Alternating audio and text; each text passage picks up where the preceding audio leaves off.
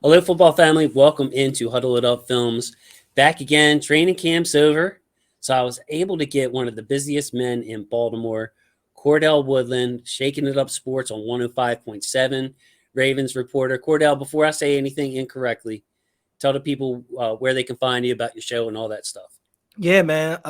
You could catch my show, Shaking It Up Sports, weeknights on 105.7 The Fan. I also do the Odyssey podcast with Rita Hubbard, Win and Drive podcast.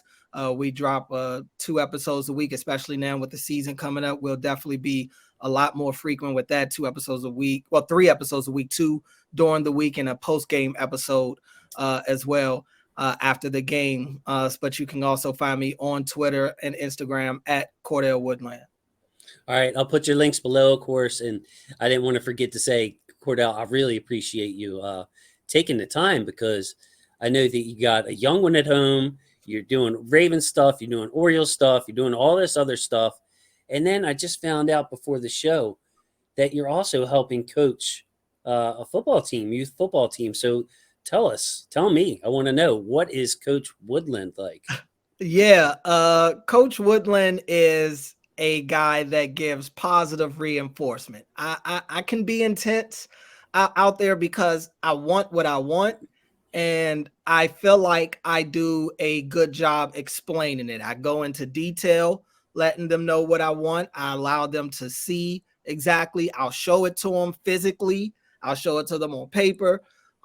So after I've shown them how to do it, I will always ask, does anybody have any questions?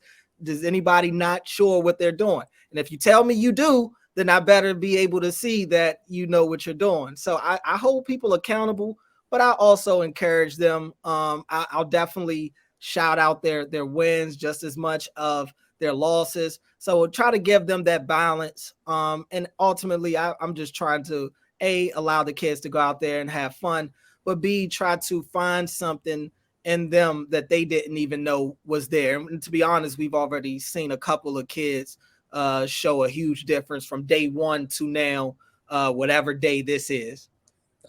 See, getting serious. I mean, in all honesty, one of the greatest, like, where you feel like you give back, that I've had in my life, is coaching the kids for that reason. It gives them something enjoyable to do.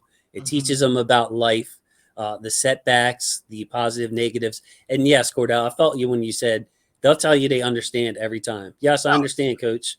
But sometimes they're just saying that because what else are they going to say? So you Exactly. got to follow up on that. So yeah, Uh-huh. that's wonderful. Also, fashion icon Cordell Woodland got some love. I'm going to say you went viral, probably didn't, but with the outfit that you were wearing on Wired, and got some playtime, and people got their jokes in. Yeah, definitely did. Conveniently, I'm sitting here wearing that shirt right now. So I don't know what it is, man. I will say this. I I came up and there's always this. I remember somebody when I first got into the media, um, and somebody said something like, "Oh man, you don't dress like the regular media people do," and I'm trying to think like what is that? And then I thought about it. And it's look, I'm not talking about any of my fellow media members' style. That everybody has their own individual style. But there is kind of like a certain look for the media. And I just have my just wanted to leave my own fingerprint, I guess. Like I still come, I feel like professional for the most part, unless it's like crazy hot and you might catch me in a t-shirt or something that day. But for the most part, yeah, I just try to, separate myself any way I can. Hey, it's important to be yourself too. You got to be yourself. I mean, that's one of the Ravens' mantras too: is Exactly. be yourself, be your best self. They Yep. told me that I didn't have a good enough voice for radio, and that I wasn't tall enough. And I mean, I'm five All nine, enough for 5'10", radio. tall enough for TV Okay. for athletes. Yeah. So yeah, I'm not a tall guy. I'm not like but hey, We they work tell with you a what we lot in got. college. Yeah, former Terp here, so they Okay. tell you a lot in college. Tell you a lot. So let's get to this team. Enough about us. Want to ask about the backfield. J.K. Dobbins obviously sat for a little bit of time. Came back to practice last week, but Cordell, he came back in the middle of joint practices. So you don't want to have a guy come back and get into the most physical practices of training camp. So obviously he didn't have full practice, didn't get to practice like the rest of the fellas. My question is, let's say fast forward to week 1. Are they going to have to, in your opinion, manage JK's workload, like have a cap to look, we don't want to give him more than this amount of touches? Or do you think the 3 weeks plus and the training that he does, obviously in the off season, will translate to where he'll be turned loose week 1? Or do you think it'll take a few weeks? What's your take on that? Yeah, look, I'll say this. I don't think that J.K. Dobbins will have a limited snap count for health reasons. John Harbaugh has said J.K. Dobbins is 100% healthy, and that was before. I mean, that was right after Dobbins got back. And Dobbins, we spoke to him and Rashad Bateman on Wednesday, and J.K. pretty much let it be known that he feels good, and he basically needs to see if he can do what he wasn't able to do last year, get into that third gear, that finishing gear that he can to get those 70-yard touchdowns as opposed to the 40-yard first downs. So I expect JK to be out there and get a full workload. Now, I will say that if we do see his snaps limited, I think it's because some of these other guys that Todd Monken feels more comfortable with the fact that these other guys have been out there. They've been able to get that hands-on coaching with them. Justice Hill has been out there every single day, and he's looked good at the same time. And it's tough to justify not putting Justice Hill on the field where he's been dependable. He's done everything you asked, and he actually does his job pretty well.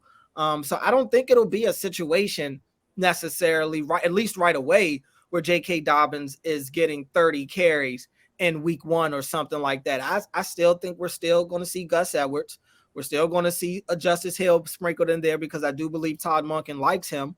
And J.K. Dobbins will be the lead back, but I still feel like the workload is going to be split. Maybe not as much as it's been in the past, but maybe considering now, instead of it just being J.K. and Gus, I believe Justice Hill is going to be a part of that 3-headed monster. And then you still got to account for Lamar's carries, that despite everybody saying Lamar's carries are going to go down, and maybe they will, I'm not ready to sit here and say that the Ravens are going to abandon their best weapon.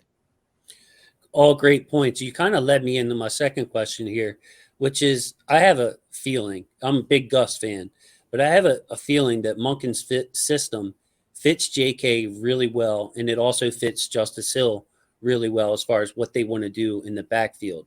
So I'm kind of feeling like in the past under Roman, Gus and JK were 1A, 1B, depending on the week it was.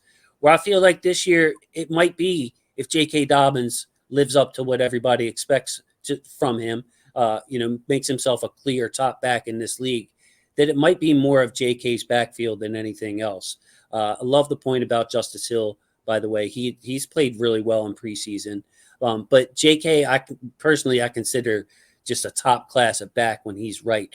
Do you get a feeling that JK, once the season goes long, everybody's healthy, that JK can kind of take over this backfield, or do you think it's going to be the same kind of committee approach?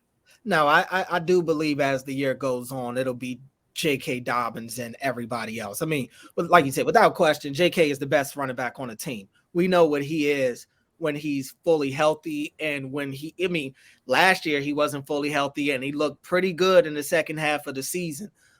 So you definitely know what you have in him, and I think at the end of the day, this could be J.K.'s last year in Baltimore. So best believe they're going to try to squeeze every bit of juice they can out of that orange before he's gone.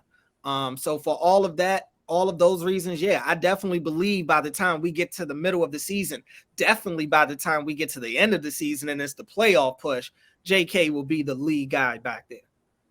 Nice. Yeah, I have a feeling too. Hope Gus doesn't get lost in the mix, because I'm a big Gus fan. Like to see him get his series, like to see him close out games. But yeah, I kind of have that feeling too, Cordell. Thanks for answering that. Now, I wanted to ask you about the line as well. Roster construction time. I'm doing a couple of roster prediction shows, that kind of thing, on different platforms. I wanted to ask you about the offensive line and what I consider might be the last spot. I have Ben Cleveland versus Sam Mustipher, and I'm sitting here banging my head trying to figure out if I had to choose one, which I'm probably going to choose between the two. Which ones should I choose? Now, the my thinking here is Ben Cleveland to me looks great on tape, looks very good on tape. He's made his mistakes, but the tape with him since he's played has always been good. There have been some mistakes in there, and sometimes he looks a little awkward and stiff doing it. I don't think his technique has improved a lot. But when the game is over and I'm grading the snaps and I'm looking at it, Cleveland's doing a good job. Coaches, from the context clues, aren't as high on him as me. Then you have Sam Mustipher, the only true backup center on the roster. But the Ravens do have Pat McCary, who they may be wanting to hold off to give Ronnie a rest here or there. I can't make heads or tails of this. Do you favor the backup center, or do you favor Ben Cleveland if you had to pick one? If I had to pick one, I'm probably going to say that they keep Mustipher, to be honest with you. I haven't seen Patrick McCarry get a ton of snaps at center to this point in training camp.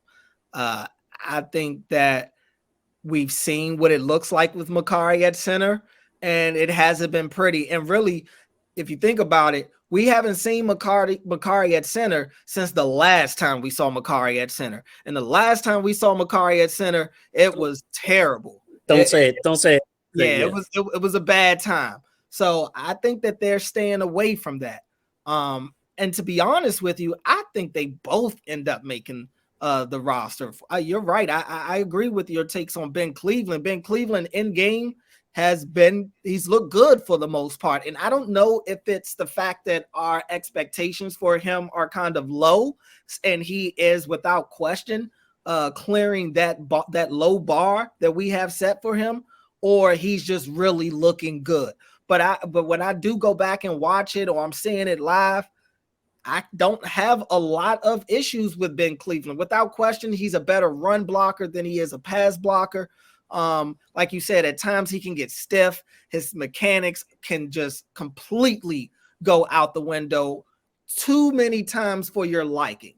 Obviously, Lele has lapped anything Ben Cleveland has been able to do to this point in his career in Baltimore. But like I said, right now, and I haven't really gone all the way thoroughly through the roster to put together my mock 53. I was going to wait until after this last preseason game. But I don't see a scenario where they don't have both Mustipher and Ben Cleveland on the roster right now, just because if I had seen McCary getting snaps at center, then okay, Mustipher would be gone. But I don't think they want to let Ben Cleveland go right now.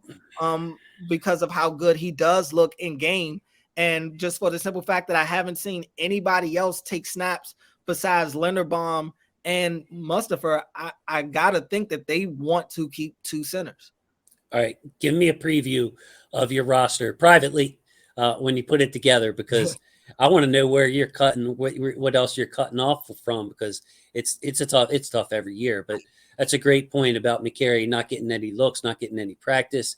And I tell you what, Cordell, if they put Ben Cleveland on waivers, somebody's claiming him, because no he's just too physical, and he has these dominant reps, Cordell, like reps you don't see like as well as Ben Powers played last year. Mm-hmm. You don't see Ben Powers just moving people and collapsing the entire line. Like Ben Cleveland has dominant reps mixed in with some not good reps. So somebody's going to claim him if he's gone, man. I hope we are able to keep Ben Cleveland. And I would also say I wouldn't toss out the opportunity of, I mean, look, I'm not saying that they'll be able to, or if they did, they would get anything in return. But we are used to seeing the Ravens try to trade off some of these linemen around this time of year.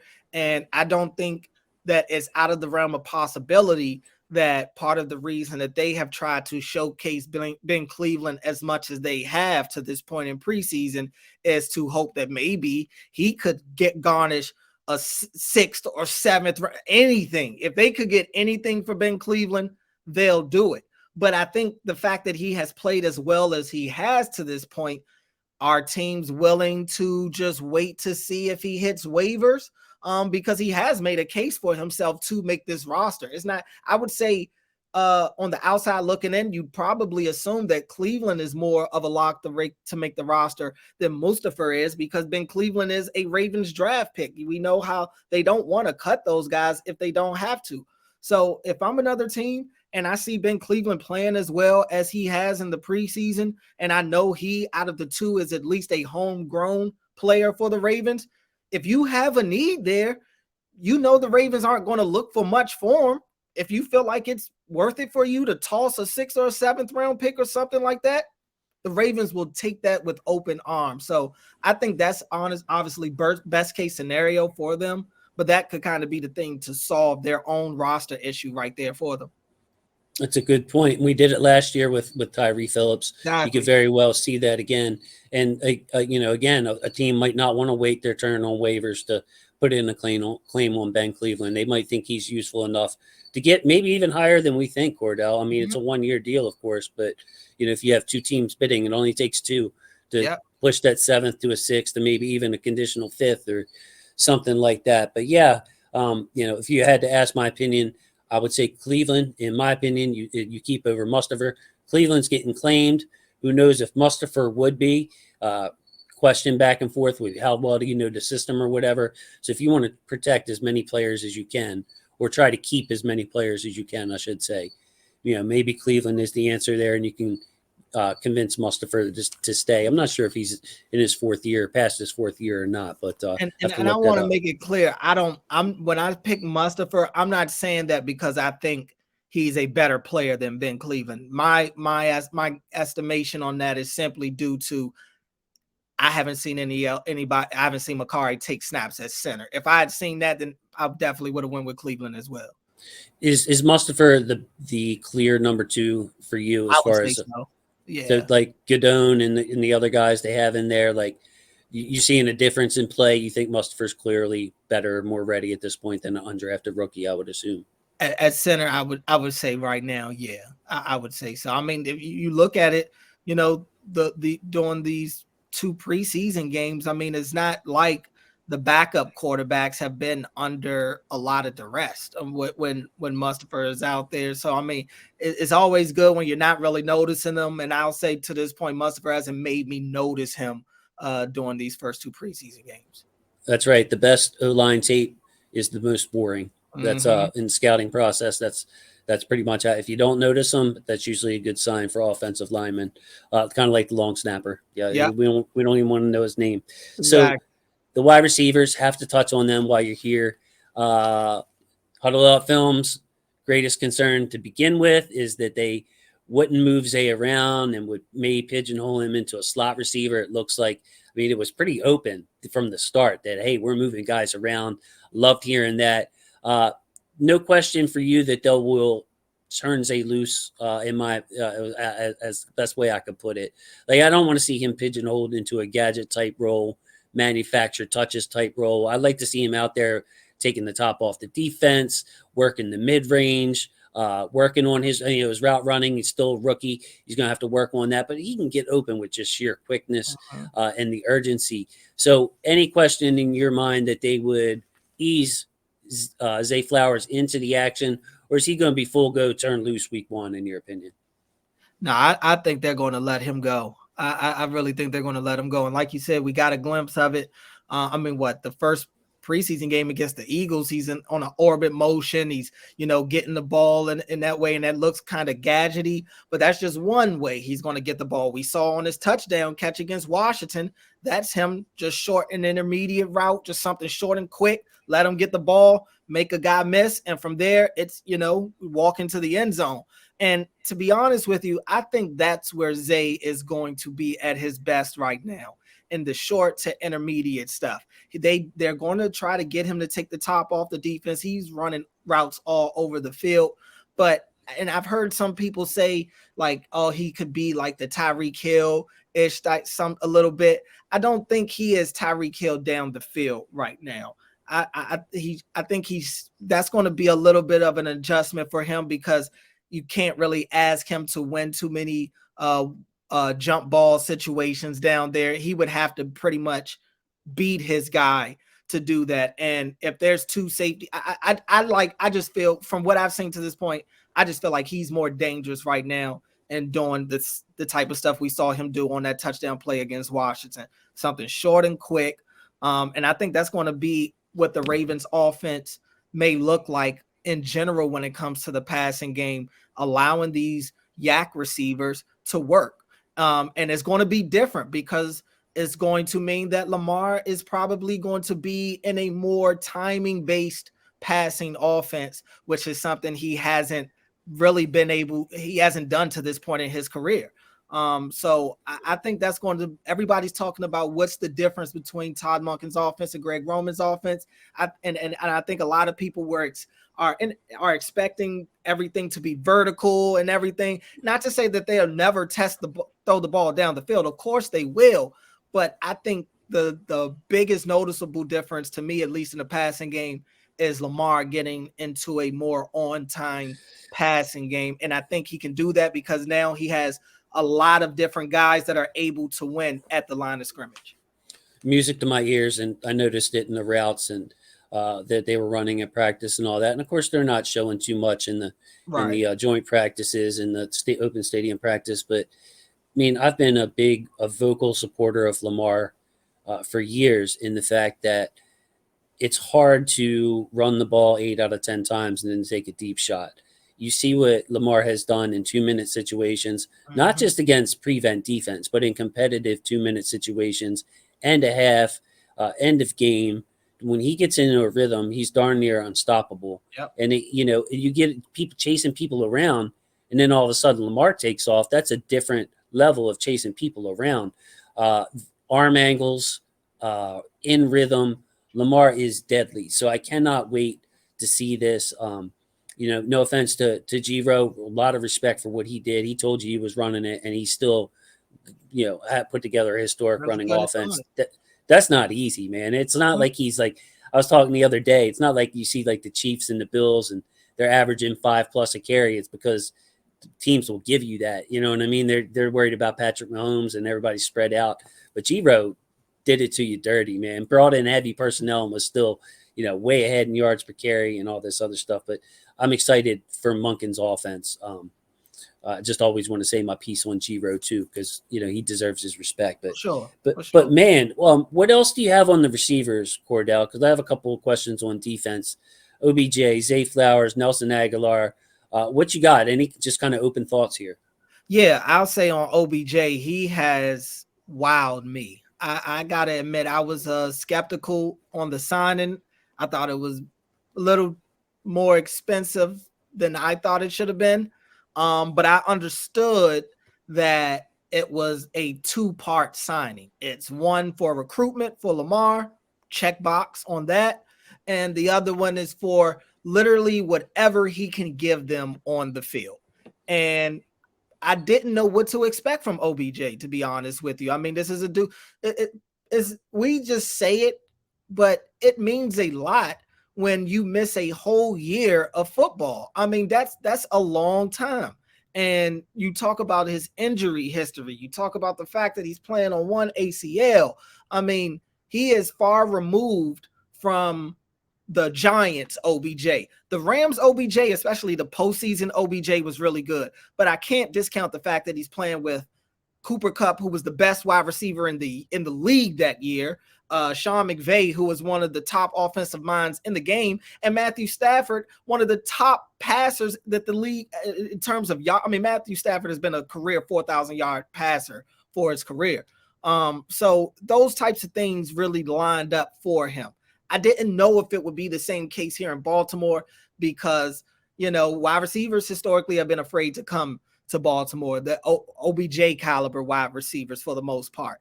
So I didn't know what it would look like, but I got to say, man, he is naturally good. I mean, it's effortless for him. And he's at least that one of he's by far the most craftiest wide receiver I've seen in person.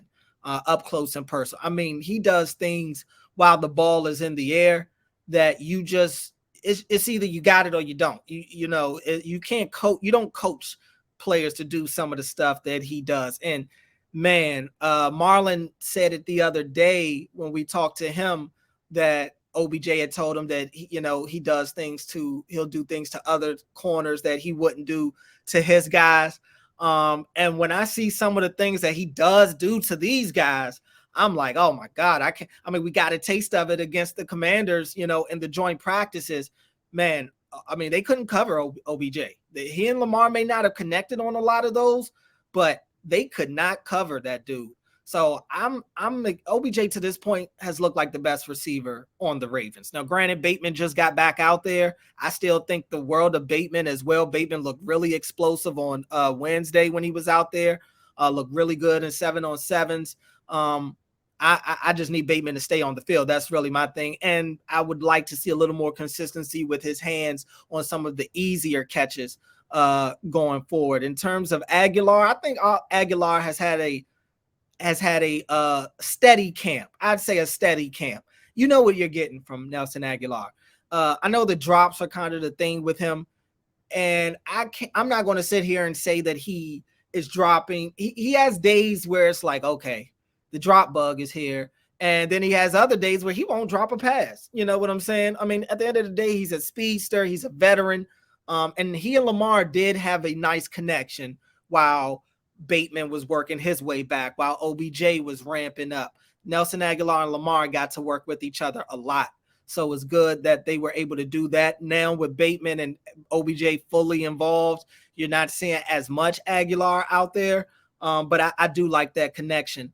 Duvernay, I think, is a guy that is just a gamer. I just think that's what Duvernay is. He's just a gamer. He's not showing, to be honest, he hasn't really shown me anything in practice. They don't really even go to Duvernay a lot in practice.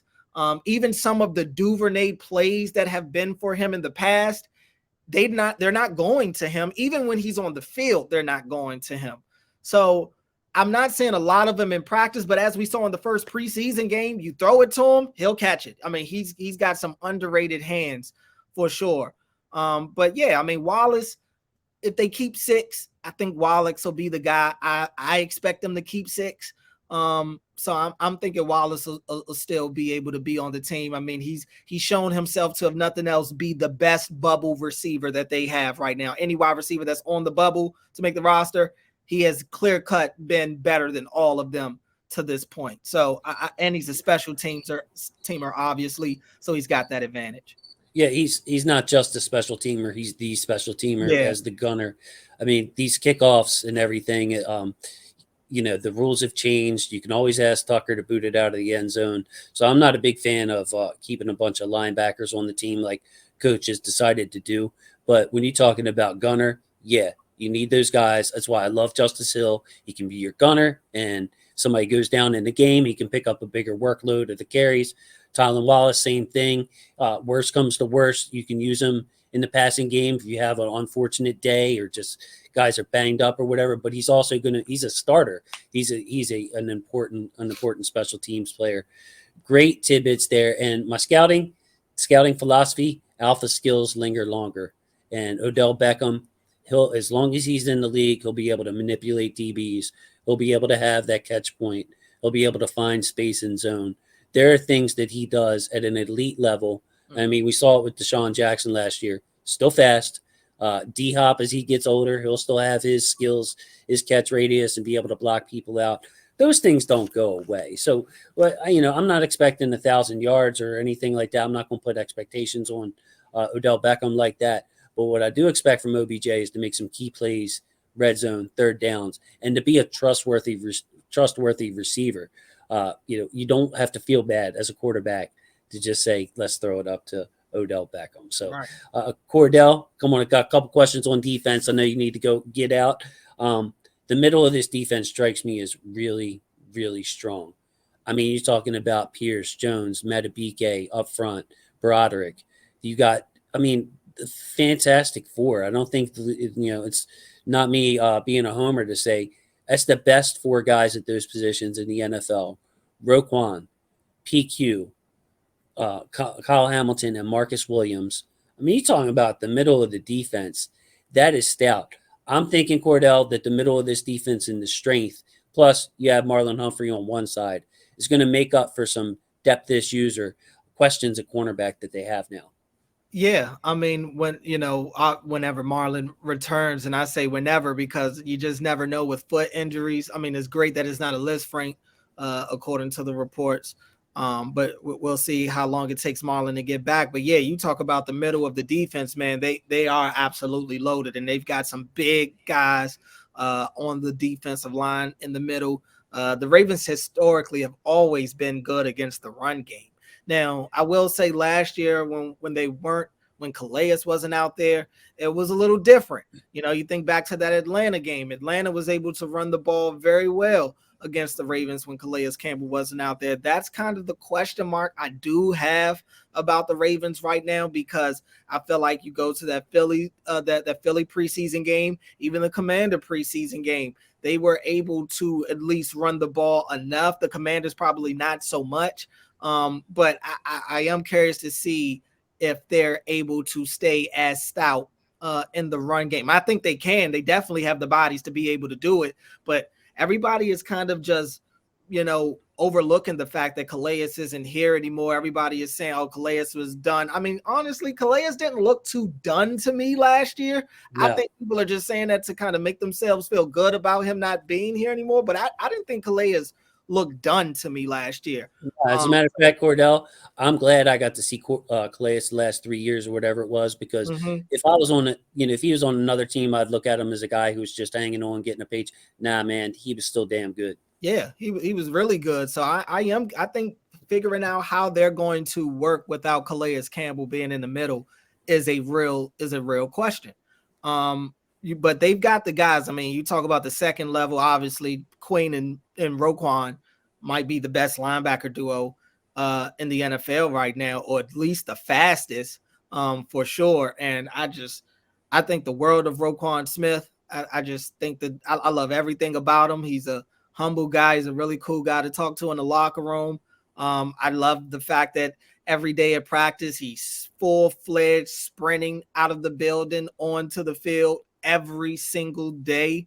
I love invaluable. I mean, you can't coach some of that stuff. He genuinely loves the game, and I just can't overlook the fact that when he joined the Ravens at the trade deadline last year, I mean, it was as if he had been there since OTAs. I mean, the dude picked up on everything, and it's basically been the same way in camp. He is everywhere. You felt that yourself, Cordell? Sorry to interrupt, but you felt that you felt like you hear it from coaches, but you yourself felt that like he fit in and was a leader from day one. Yeah, no question. I mean, he comes with no ego. In the midst of a contract negotiation, he gets the deal done silently, and he worked his own deal as well. And the dude is as smart as a whip. He'll talk to you about, being able to represent yourself and everything like that. But yeah, I mean, like I said, first and foremost, he comes with no ego. And for a guy to be as good as he is, as young as he is, and at that point of his career where he just got a major payday from the Ravens, he still looks like a guy that's just as hungry as ever. I think he fits that Raven mold, Patrick Queen, I honestly, I'm a huge Patrick Queen fan. I'm not one of the people that have bashed Patrick Queen. I'm not sitting here acting like he's the best linebacker in the league, but I also understand that he's one of the youngest players in the NFL. And people forget he didn't play a lot of football in college, starting at least. So, I mean, this is a dude that what you look for out of these pros, and especially guys that your team drafts, is that they get better year after year after year. Patrick Queen, unlike a lot of these other guys, we can say he has gotten better every year of his career. And I think he's going to put together the best year of his career this year and get himself a big-time payday, most likely not in Baltimore, but he's going to get paid somewhere. So I think Patrick Queen is due for a huge year this year. And same thing with Kyle Hamilton. We saw him get better from day one of last year, and it was a struggle from camp to the start of the season for Kyle Hamilton, but you saw him progress throughout the year and really turn out to be a stud. I mean, he went from blowing coverages in the Miami game to forcing fumbles in the wild card game. I mean, that's just the type of player he is, and he was able to be their biggest chess piece that they had last year. And I think it's as the year goes on, it'll end up being the same case for him again this year. And Marcus Williams, we weren't able to see a lot of Marcus Williams last year, but he's another one that's a sneaky one that is really good. And we got to see it in the small sample size that he did play last year.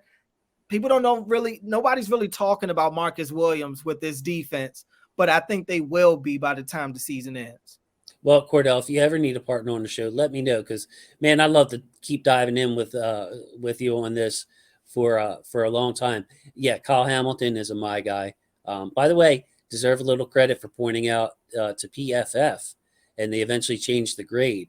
They charged that one of those Tyreek Hill touchdowns to Marcus Peters. That was Kyle Hamilton's assignment. You can't be flat footed and let Tyreek Hill of all people run by you. Right. So, Cordell, final thoughts time.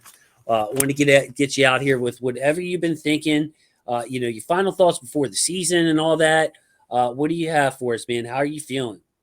Yeah, I gotta say, I initially had the Ravens winning 11 games this year. I'm curious to see how the Hump Marlin injury impacts that. I know they were able to bring in Ronald Darby. I'm not the highest on Ronald Darby. We'll see how it goes. But I understand the situation they're in. They just needed somebody. They needed somebody that has been able to start in this league. That's what Darby has done. Now, Darby's coming off an ACL injury last year. I would say the last 3 years of his career really haven't been that great. But who knows? The Ravens have revived guys before. That could be another situation here. Rock Ya-Sin, we'll see how that works, but the cornerback room is a legit concern in my mind. And when you've got 3 division games in the first 5 weeks of the season, and one of those are against the Bengals, albeit dealing with their own injuries, but I've talked to a guy that covers the Bengals, and they are optimistic that Burrow's going to be there sooner than later. So I still think the Ravens are a good team. The Ravens can make the playoffs in their sleep. It's not about making the playoffs for the Ravens anymore. It's about what are you doing in January. And today, I do believe they're equipped to at least win a playoff game. And because the realization is the AFC is so loaded, man. It's the toughest conference in the league. All the best quarterbacks are over there. All the best teams are over there. We can sit here and say, oh, Lamar got paid. Oh, they gave him all these weapons. Oh, we got all these guys now. Like, at the end of the day, all these other teams got great players too. Patrick Mahomes is out there. We've got all these teams. The Jets are now loaded. Like, we don't know what to expect. So I'm not one of those people that says, oh, a person got paid, now you have to win. That's not the way football works. There's a lot of people that get paid and don't win a Super Bowl. I'm not saying that I even believe that the Ravens are able to represent the AFC this year, but they have the roster to where they get in January, and then if they're healthy, and that's always the number one question with the Ravens, can they stay healthy enough? I don't know if they'll be able to. I'm not saying they will. I'm not saying they won't. They just have so many guys with major injury histories that I don't know. So if they're healthy, if enough of those guys are healthy, they can make a run. But I don't look at this as a Super Bowl or bust year for the Ravens. Hey, you never can, in my opinion.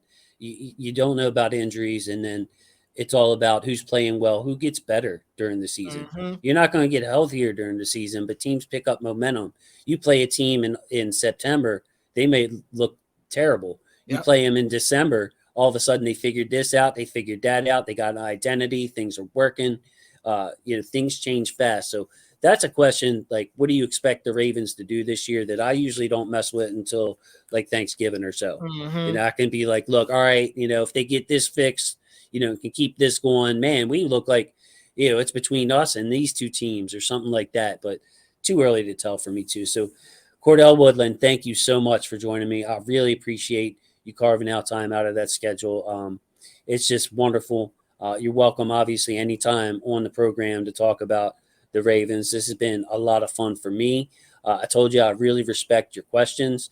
I get nerdy and picky over that, being a journalism student from College Park. Yeah. So when I hear somebody rambling with their questions, maybe giggling with their questions a little bit, I don't like that. Like, You ask the questions in a way that gets the best responses. You, Jeff Z, and I love Viv's question, by the way, too, because Viv will ask something that's just like, Viv's a deep thought guy. You know, right. he's got a context with his. He's going to dig deep for his questions.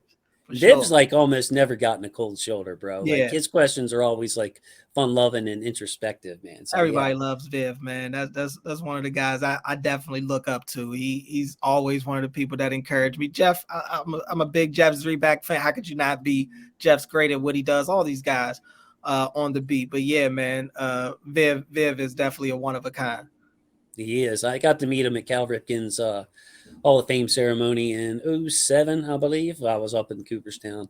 Viv and the Bulldog was on the radio at the time, if you remember them. So, yeah, I got to see those guys. Just a wave and a high and, all that other stuff. Yeah.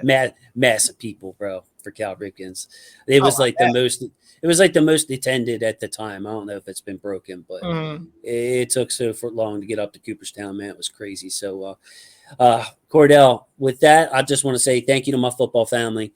Love my football family. Make sure you follow Cordell. All his links will be below. And with that, Cordell, please say goodbye to the people. Yeah, man. Appreciate you having me, Jason, and appreciate everybody for checking us out.